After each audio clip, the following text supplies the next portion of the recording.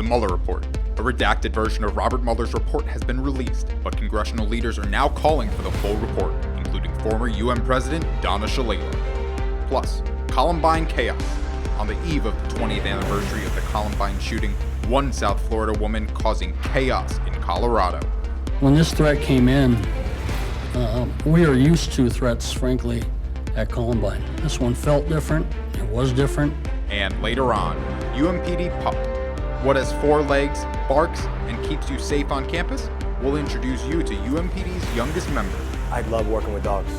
They amaze me still to today, where we put hides and they find it. These stories and much more on NewsVision. NewsVision starts right now.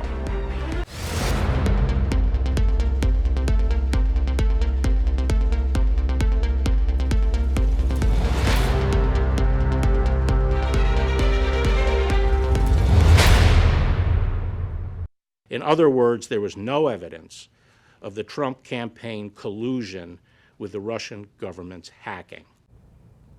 Breaking tonight, nearly a month after announcing the end of the investigation, the U.S. Attorney General has finally released a redacted version of Special Counsel Robert Mueller's report on Russian interference in the 2016 election. But tonight, the question is, will it be enough for lawmakers? Good evening and welcome to NewsVision. I'm Rebecca Chong. And I'm Brianna Ross. Thank you for joining us. The report has only been out for a few hours, but it is already giving us a deeper look at the investigation's conclusions. Special Counsel Robert Mueller's redacted report into Russian interference in the 2016 U.S. election is broken into two volumes. On obstruction of justice, Mueller's team writing that it was unable to make a conclusion, saying that evidence obtained, quote, about the president's actions and intent presents difficult issues that prevent us from conclusively determining that no criminal conduct occurred. On collusion with Russia, the special counsel found that members of the Trump's campaign knew that they would benefit from Russia's illegal actions to influence the 2016 election, but did not take criminal steps to help. Prior to releasing the report, Attorney General William Barr explained his own conclusions laid out in his March letter. The Deputy Attorney General and I concluded that the evidence developed by the special counsel is not sufficient to establish that the president committed an obstruction of justice offense. The president's legal team issuing a statement in response. The report underscores what we have argued from the very beginning. There was no collusion. There was no obstruction. President Trump doubling down on that message. I'm having a good day, too. It was called No Collusion, No Obstruction. Congressional Democrats called for the release of the full Mueller report without any redactions and are now requesting Robert Mueller's testimony before Congress, quote, as soon as possible.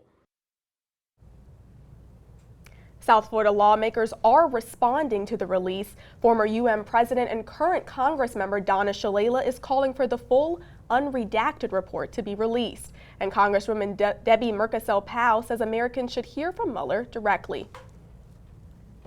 And tonight, students at nearly 1,000 schools in Denver are getting ready to head back to class. Schools shut down yesterday as authorities search for one 18-year-old South Florida woman. They say the woman named Sol Pais was obsessed with the Columbine mass shooting and traveled to Colorado where she bought a gun. UMTV reporter Trayvon Howard joins us live in the studio. Trayvon, what are we learning about her tonight?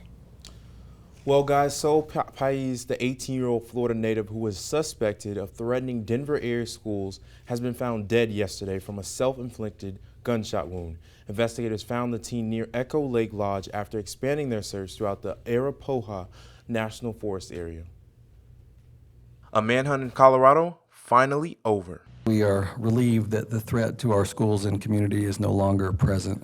Authorities announcing 18-year-old Sol Pais, a Florida senior who made credible threats to Colorado schools, was found dead. The FBI recently just confirmed that they have found Ms. Pais deceased from an apparent self-inflicted gunshot wound. Officials say Pais was infatuated with the Columbine massacre and made threats after flying from Miami to Denver Monday night and legally purchasing a pump-action shotgun and ammunition. Just days before the 20th anniversary of Columbine, prompting Denver public schools and almost 20 other school districts to close, authorities begging for the public's help. When this threat came in, we are used to threats, frankly, at Columbine. This one felt different, it was different, and it certainly had our attention. School officials say normal school operations will resume tomorrow with heightened safety and security procedures.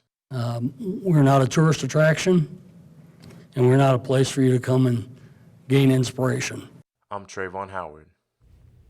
To bring awareness to the history of mass shootings in America, UM students and MSD alumni have been working on an event over the past few months. The event is called This is America Mass Shooting Memorial, and next week, students will have the chance to walk through history. It has been more than a year since the Parkland school shooting, and over the past few months, some UM students have created an event to honor the victims of mass shootings in America. We named it This is America Mass Shooting Memorial, and This is America really came because this is an American issue right now. You know, you don't really see this in other countries, these mass shootings, so we thought it would be the most impactful, and also it really relates to the song. The Mass Shooting Memorial will draw inspiration from Tunnel of Oppression, which is an interactive multimedia exhibit created to challenge people's ideas of issues dealing with oppression. The way they do it is a really good way to involve people, and it gets you involved in the topics while also almost overwhelming you with what's going on. And I feel like the only way to get somebody to want to make a change or become involved in a change, especially when it's such an uphill battle, is to really overwhelm them with emotion and bring them to the conclusion that something must be done. Unlike Tunnel of Oppression, which is a guided tour, This is America will be entirely self-guided, allowing participants to learn about various mass shooting events, such as the Orlando Pulse nightclub shooting. Being from Orlando, it's been an honor to be able to work and represent my city and represent the people that lost their lives, and hopefully provide a good enough tribute or memorial, and to impact people enough that they come away with something, and hopefully that this inspires change. The event takes place on April 22nd from 11 a.m. to 9 p.m. on the third floor of the Shalala Student Center, and will be open to UM students, faculty, and staff across all campuses. I'm so happy that this is actually going to become a thing, and that it's going to be very kind of similar to Tunnel of Oppression, where we're talking about a very serious issue, but informing the student body about it. I'm just really excited to give back to my to my school and also to my university in the most positive way that I can possibly make it. And this is what I love to do at the end of the day. So I'm really excited for this and can't wait for all the students to see it. For UMTV, I'm Trayvon Howard. Now an update on a story we told you about earlier this semester. One UM student was arrested for paying for his tuition using stolen credit card numbers. It turned out to be a part of a scam facilitated by Chinese social media apps. Following an investigation, the university discovered that at least 5 international students have been fooled by the scam. The cyber thieves used the popular messaging app WeChat to trick students into discounted tuition. This platform is popular among Chinese students. The tuition was paid for, but the university later discovered that it was fraudulent because it was paid with stolen credit cards.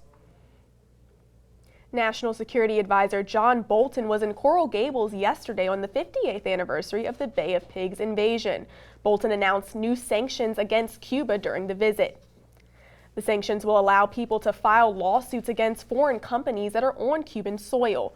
Bolton announced a limit on the amount of money people can send to their families in Cuba. We know that families in the United States want to help their loved ones in Cuba, and we want Cubans to get the support they need and deserve. The sanctions further reverse former President Obama's actions to fix relations with Cuba. Uber is releasing new safety features following the murder of one USC student who mistakenly got into a car she believed to be her shared ride. Uber says the new features are meant to help users identify the correct car and avoid fake drivers.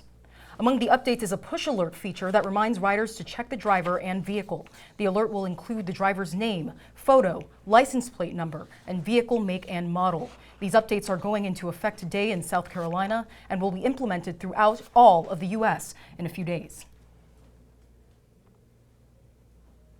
Embattled Venezuelan President Nicolas Maduro has responded to new sanctions that the United States has put on Venezuela. Yesterday, U.S. National Security Advisor John Bolton announced the sanctions against the Central Bank of Venezuela. Treasury Secretary Steve Mnuchin states that the purpose of these sanctions is to prevent the illegitimate Maduro regime from using the bank as a tool. Maduro says the actions are, quote, totally illegal and immoral. In the meantime, people in Venezuela are suffering under the economic sanctions. Now, two Venezuelan sisters here in Miami have had the sweet idea to help their home country. Susanna and Isabel Garcia Navette grew up with Venezuelan chocolate and are now selling chocolate in Miami. Partnering with the organization Alimenta la Solidaridad, which translates to Feed the Solidarity, they have created a special box of chocolates. The proceeds will help feed children and fight malnutrition in Venezuela. Our connection to Venezuela is still very, very strong. We have family, we have friends living back home. We think it's so important to give back because, you know, we miss our country. The sisters believe malnutrition is one of the biggest problems in Venezuela right now, and they hope to grow their business so they can help even more people this year. Last week, we reported on the termination of the Epsilon Beta chapter of the Kappa Sigma fraternity on the UM campus. We would like to clarify a statement about the event that resulted in a student's death in 2001. The death of fraternity pledge Chad Meredith in 2001 preceded the fraternity's suspension in 2009. The national organization revoked the Kappa Sigma chapter in 2009 for a, quote, unauthorized party. I reached out to the fraternity's national organization last week, but they have still not commented on the details of the investigation that led to the fraternity's termination this semester. And still ahead on NewsVision, it was a busy few weeks on the University of Miami campus. When we come back, we'll take you to some of the exciting events on and off campus. And while these events were very different, they all had the same goal, helping the community. We'll explain next. Plus, coming up on NewsVision, meet Thunder, the only four-legged member of UMPD. Don't go away. Some wild weather out there in the Mississippi Valley. 3 watch is actually in effect. One in here in Montgomery, another just west sea in the Panhandle, and a third down there in New Orleans. You can see a couple of severe thunderstorm warnings are in effect. These have actually weakened a little bit. This time will continue as we head into tonight and into tomorrow. Take a live look at the radar across South Florida. Not a whole lot going on. A couple showers that try to form off the coast, but it's been pretty quiet. Here's what we're tracking going ahead. A washout tomorrow. That line is going to continue working east. So that severe thunderstorm warning is going to change going into the weekend. We're going to have a weekend rebound. Temperatures will decline significantly. We'll have a much cooler start to next week. Stay with us. Green hat, red hat, oops.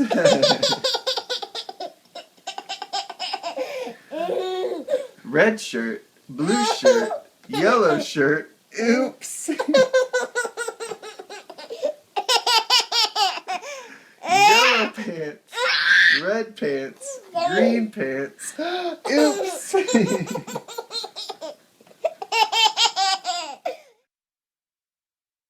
We left this bag unattended in the dining hall and set up hidden cameras to see what would happen.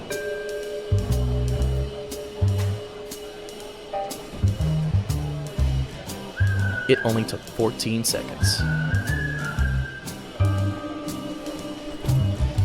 If only it were this easy to spot a thief. Remember, keep it with you, keep it safe.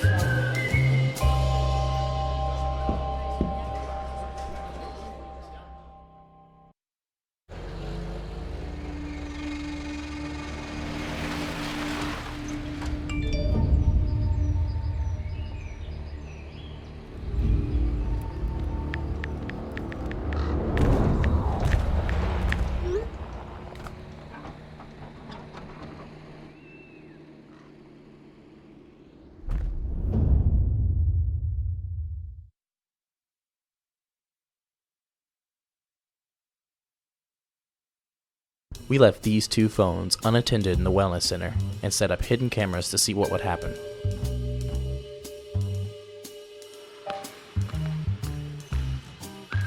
It only took 13 seconds. If only it were this easy to spot a thief.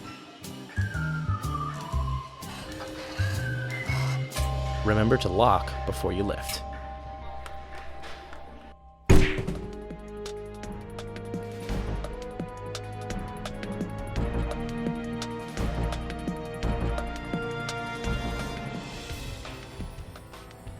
thanks for staying with us. Friday nights for many students at the University of Miami are typically spent out on the town living their lives. But some students traded one recent Friday for an event that brings awareness to a disease that affects every third person. The annual Relay for Life took place earlier this month on the Foot Green. It aims to recognize those who have fought or are currently fighting cancer. We're just standing up for people who survived, the fighters, and people who died, and this event is truly meaningful. I'm just really lucky to be here. The event provided games to pass the time during the walk, including rock climbing, spike ball, and tug of war. And last Saturday, UM alumni and staff across the nation took to soup kitchens and shelters as part of the National Canes Day of Service. But those in Miami worked to clean the beach under the Rickenbacker Causeway, which has not been touched since Hurricane Irma. I think it's great that everybody's getting together in one day to at least try to make an impact. So it feels like I'm part of something, and it feels great. UM partnered with Baynanza, which is a regular cleanup event held by Miami-Dade County every year. Around 500 volunteers helped with the cleanup effort around Biscayne Bay, grabbing trash bags and gloves and combing the shores for trash. And speaking of the beach, it has been pretty hot and humid outside. Yes, it has. My hair's been feeling it. Let me just wave a fan. Yeah, me too. Dave, tell us, is this like a natural hair kind of week coming up? Can we straighten our hair? What's the heat looking like? Well, I'll tell you why it's been so humid. Your hair has been suffering. 71 degrees for the dew point. That's oppressive. It's really just not that comfortable out there right now. Last couple of days, 72% for the relative humidity as well. It's just higher than what it should be for this time of year. This is what we see in September or May. It's really just uncomfortable out there. Luckily, the winds are out of the southeast, around 16 miles per hour, providing some sort of relief in terms of breeze out there tonight. Last 6 hours we just looked at, a couple showers have been trying to form across the coast and work their way in. They've fizzled and not really been able to do much, a whole lot of anything. There's a couple ones out here between Miami and the Bahamas. That's really it. We're going to see this story change a lot heading into tomorrow. National temperatures right now, you can really see where this cold front is set up just west of the Ohio Valley, all the way down in the Mississippi Valley. 77 in Columbus. They were a few degrees off the record. 81 here in Miami. 77 in Atlanta. The hot spot, the Sin City out there in Las Vegas. 85 degrees. They're checking in right now at this hour. Tonight's forecast, we'll call it 78 degrees. Now this will be 1 degree above the record low maximum temperature. So check this. The highest low temperature ever recorded at Miami is 77. We could break that tonight with 78. Passing showers and storms. Breezy one. South winds around 15 to 20 miles per hour. Tomorrow's forecast, really just going to be a washout tomorrow. 85 degrees. Chance early. The best chance for any type of sunny skies will be in the early part of the afternoon. Call between 12 and 3 p.m. Still blustery winds out of the south between 15 and 25 miles per hour. Severe risk tomorrow. Now, there's a marginal risk here in South Florida, but there is a broad area of enhanced risk from the Norfolk, Newport News area down through Lake Charleston, all the way here into the Panhandle. The slight risk surrounds that also here into Tampa, Fort Myers. Now, south of that, there's that marginal risk from Fort Myers all the way down to the Keys tomorrow. Easter forecast. Easter's 3 days away. That bunny there, he's hopping around. He's happy for Easter season to be rolling around. 80 degrees. It's going to be the best day of the weekend by far there on Sunday. Abundant sunshine. Winds will be actually out of the northeast, flipping from today around 10 miles per hour there on Sunday. So here's the futurecast. Here's where this line is currently setting up, just west of the Mississippi Valley. It's going to roll through into Alabama and Georgia. Stop it here. This is Friday, 11:15 a.m. Humid conditions also tomorrow morning as well. This humidity is not going anywhere until this line passes through. We'll roll it through Friday night. Stop it here at 10 o'clock. This is going to be the best chance for showers and storms late evening into early tomorrow night. It's definitely going to be take a jacket if you go out tomorrow on the town. Saturday should clear out. Just a slight chance of some continuing showers. Cloudy skies there as well. So here's your 7-day forecast. After that temperature drops 85 from 81 there on Saturday, we're going to be looking at a great week ahead. Happy Easter there on Sunday. Definitely a beautiful week ahead this coming week. Guys? Thank you, Dave. The University of Miami Police Department works around the clock to protect our campus. But one member of the force promises to protect students and also to be a good boy. Our reporter Madison Brown has the story. Boy, go boy. Meet Thunder. The friendly 5-year-old yellow lab loves running around and playing with tennis balls. But when Thunder is not playing, he's working like a dog. Literally.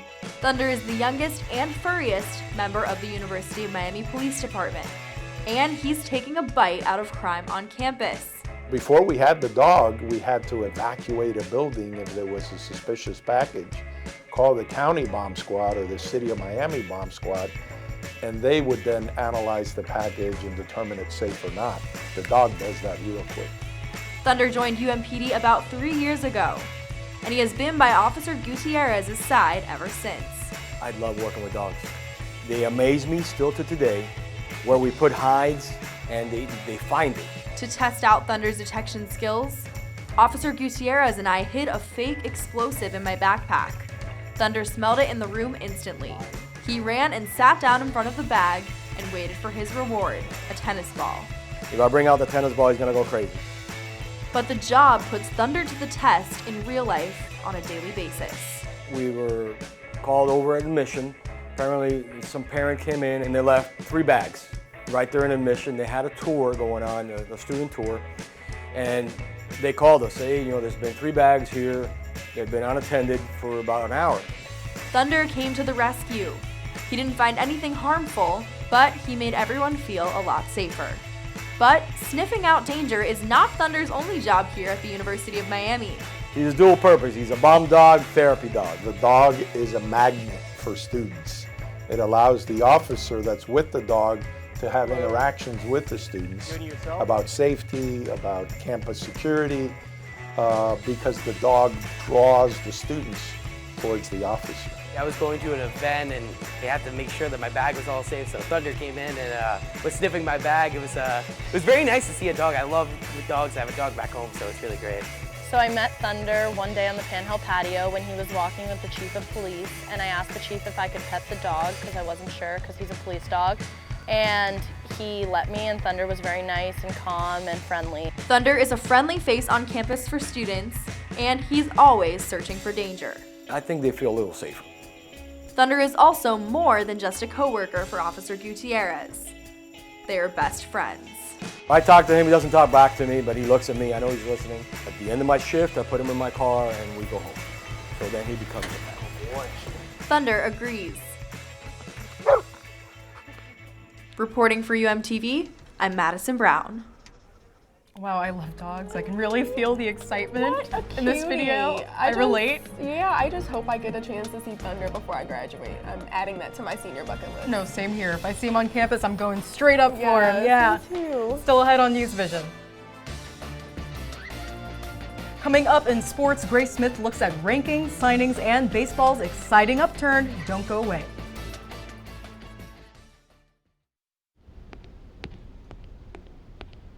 There. Can I tell you a cat joke? Just kidding. Why did the girl ask the mushroom to dance? Because he was a fun guy. What do you call a pig that knows karate? Pork chop. Why was the basketball court all wet? Why? Because the players kept dribbling all over it. Can I tell you another one? So how does a tissue dance? Put a little boogie on it. What's Beethoven's favorite fruit? Banana. What is a boxer's favorite drink? Fruit punch.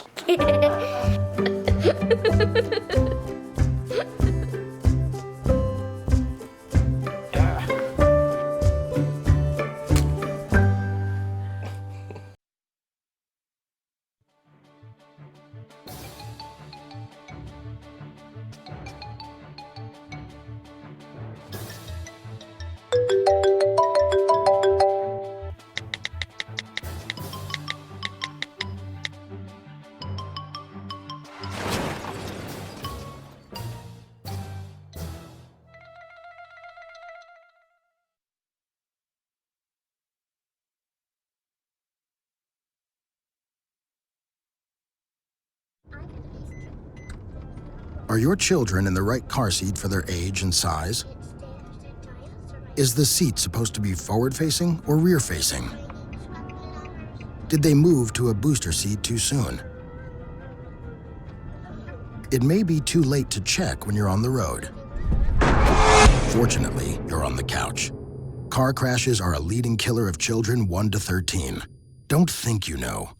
Know you know.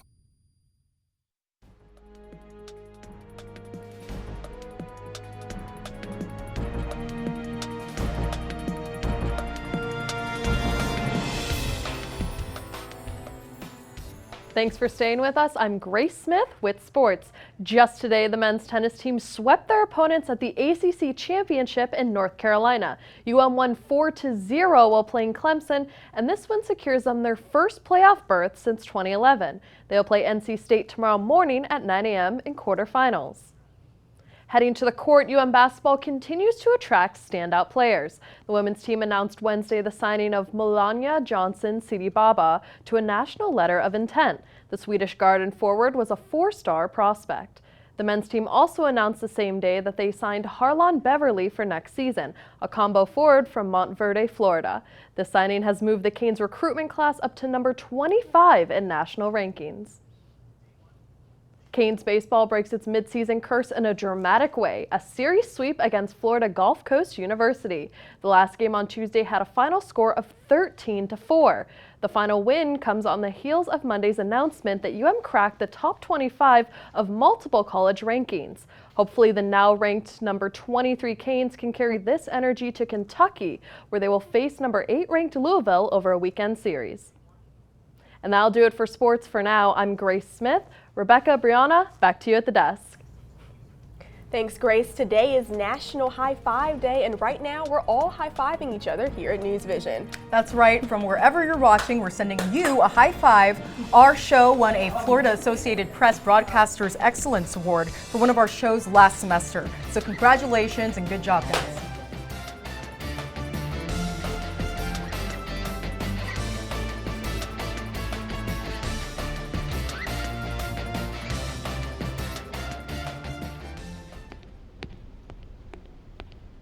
There.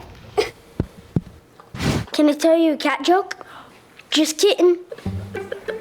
Why did the girl ask the mushroom to dance? Because he was a fun guy. What do you call a pig that knows karate? Pork chop. Why was the basketball court all wet? Why? Because the players kept dribbling all over it. Can I tell you another one? So how does a tissue dance? Put a little boogie on it. What's Beethoven's favorite fruit?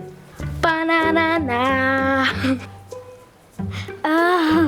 What is a boxer's favorite drink? Fruit punch.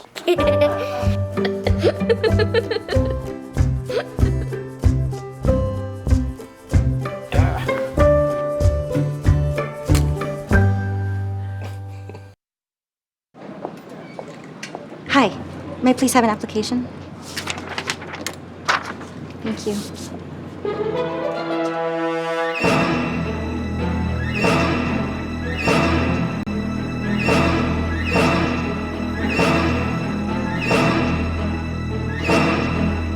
Skip the drama. Get your diploma. Okay. Take that first step towards a better future. Find free adult education classes at finishyourdiploma.org.